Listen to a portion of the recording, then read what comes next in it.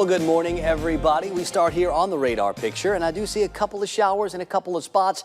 Saw a little bit more activity in South Georgia earlier this morning. We'll likely find a few more showers develop, especially closer to the coast a little bit later this morning. Right now, got a couple of showers left just north of Camilla and Moultrie, not quite as far north as Albany. A few showers around Tifton and a couple over on I-75 near Valdosta.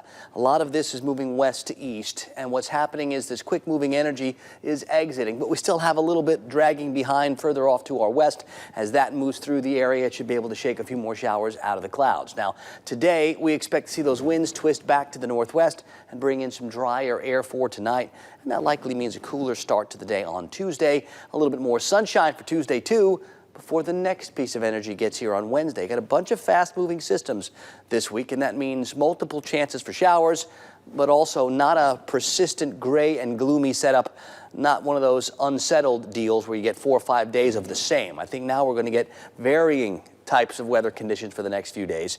It's 50 degrees right now in Valdosta with some of that light rain falling. 51 in Tallahassee. We're at 46 in Thomasville. Both areas reporting dry. How about 47 at Quincy and Marianna, but 51 for Perry and for Cross City. Got a pretty tight grouping of temperatures, mid and upper 40s to a couple of spots just up over 50 degrees. There is a little bit of a breeze out there, mainly from the east. It'll turn back northwest when this last bit of energy moves through the area. And there is some clearer and drier behind it. That's what will be moving our way starting tonight and tomorrow.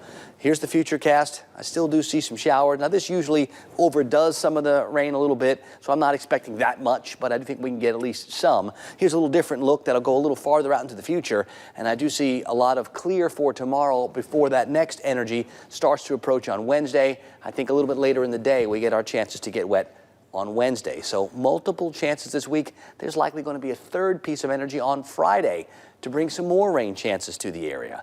On the Gulf today, winds out of the east-northeast 8 to 16. They'll eventually turn back to the northwest by tonight and tomorrow. What about those tide times? We're doing the low tides next. They'll get started around 9:30. 40s and 50s with clouds. We'll put the rain chances like 60%, keeping that high until early this afternoon. We'll then start dropping off.